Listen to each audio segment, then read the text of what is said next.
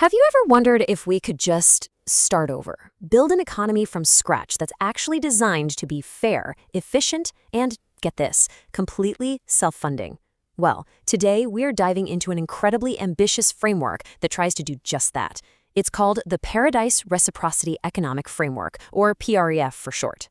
And it's not just a small tweak, it's a full-on blueprint for redesigning pretty much everything. So let's see what this is all about. Right out of the gate, PRF makes a pretty bold claim with its own tagline. It's setting itself up as a system that can align what you want, what companies want, and what the government wants, all pointing toward one single objective, the greater good. Now that is a huge promise. Let's see how they plan to pull it off. So here's how we're going to build this thing. We'll start with the core economic idea, the engine of it all. Then we'll see what life is actually like for an individual citizen living in this world. After that, we'll zoom out to businesses, see how the government funds everything, and finally, look at how politics itself gets a radical redesign. And that's all going to lead us to one final, really important question. Okay, at its heart, PREF really boils down to two huge ideas. First, it thinks of the entire economy like a self-charging circuit, where value isn't just used up and gone, but is constantly being recycled and even amplified. And second, the government stops acting like a simple regulator and starts acting more like a strategic investor, using its power to push everything toward that central goal, the greater good. PREF isn't about picking a side in that old debate. It's trying to be a synthesis. The idea is to take the raw power of capitalist innovation and fuse it with the security and collective focus you see in socialism. It's trying to get the best of both worlds while hopefully fixing the big problems that each system has on its own. So let's bring this down to the individual level. What would it actually be like to live in this system? Well, for any society to really work, people need two basic things, right? Security, just to survive, and motivation, to actually get up and do things. PREF has a pretty unique two-part answer for both. And here's that two-part solution. On the one hand, to cover security, there's a universal basic income, which they call the Foundational Dividend. It's a safety net for everyone, no questions asked. But for motivation, that's where things get really interesting. The system introduces a gamified social economy, basically turning society into a giant real-life role-playing game. Yeah, you heard that right. This societal RPG is called the Civic Merit System, or CMS. Think of it like this. Instead of just earning money, you're also earning a kind of reputation currency called civic merit for doing things that help society. Every positive thing you do, whether it's big or small, literally helps you level up your public profile. Now, the cool part is how your profile works. It's like a living, breathing resume or a character sheet in a game. You can earn these special titles like, say, a community weaver for organizing local events. And these titles have levels. They actually scale with how much impact you're having. And here's the kicker. The rewards are constantly being adjusted based on what society needs right now. So if there's a shortage of clean water, the water purifier title might suddenly become way more valuable and prestigious. So what happens if you do something bad? Is it game over? Not exactly. The justice system is built right in. It's called the Reformation Pathway, and it's all about redemption. If you commit a major crime, you get a temporary criminal class that just overrides everything else on your profile. Then you have to do restorative labor that's directly related to the harm you caused. Once you're done, that class is removed, but your whole profile gets reset. You have to start a redemption arc and literally rebuild your public reputation from the ground up. Okay, so we've got the individual covered. Now let's scale up. What about the big corporations? How does PREF stop them from just chasing pure profit at everyone else's expense? Well, it all comes down to one single really powerful metric. And that metric is called the hegemonic score, or H-score. Every single business gets a public rating based on its actual positive impact. And we're not just talking about profits. This score looks at everything: their environmental footprint, their supply chain ethics, and of course, how well they pay and treat their own employees.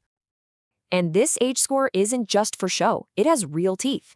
If your company has a high H-score, you get direct capital grants from the government to help you expand.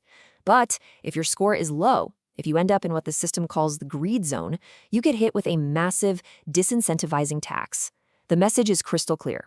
In this system, it literally pays to be a good company. Which brings us to the million-dollar question. Actually, the trillion-dollar question. How is all this paid for? A UBI for everyone plus grants for good businesses? Where does all that money come from? This is where that idea of the nation-sized venture fund comes in, and it's how we close that economic circuit we talked about at the beginning. So here's the key. Those grants, they're not just free money. They're not handouts. When the government invests in a company with a high H score, it takes an equity stake in that company in return. It's basically acting like a giant venture capital fund, betting on the success of businesses that are proven to be good for society. And here's the payoff. This is where it all clicks. The return on investment, the profits and dividends the government makes from its entire portfolio of companies, that becomes the state's main source of revenue. And that money flows directly back into the system to pay for the foundational dividend, the UBI, for every single citizen. The whole system funds itself. The circuit is complete. And because the government is now funded by its own successful investments, it doesn't need to rely on the old ways of making money. This leads to maybe the most radical outcome of this entire framework: the complete and total elimination of personal income tax. Zero. None.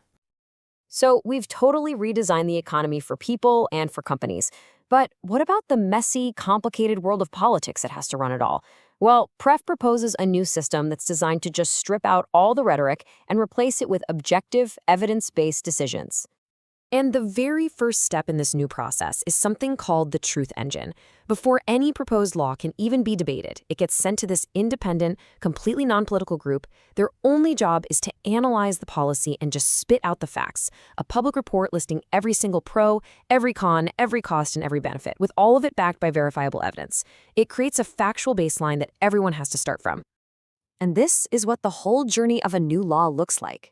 An elected official, called a shepherd, proposes an idea. The truth engine lays out the facts. Another group calculates the policy's moral direction. Then a randomly selected citizen assembly debates it all. And only then, after all that analysis, is the final policy put to a direct vote by the public. The whole point is that you end up voting on facts and outcomes, not on partisan soundbites. All right, let's zoom out. We've built this entire complex system from the individual all the way up to the laws that govern them. So what's the ultimate goal here? What's the core logic holding this incredibly detailed framework together? It really comes down to one single idea: total alignment. The entire system is engineered so that the easiest, most rewarding, and most profitable path for you as an individual, for a company, and for the government is the exact same path, the one that helps the collective good. It creates this symbiotic relationship where your personal success is literally tied to everyone else's success. And this leads us to our final, really provocative question.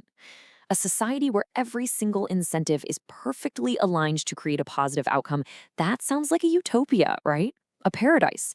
But couldn't that same total alignment, where every action is tracked and scored and incentivized, couldn't that also feel like a perfectly designed prison of social expectation? That's the question this whole system leaves us with.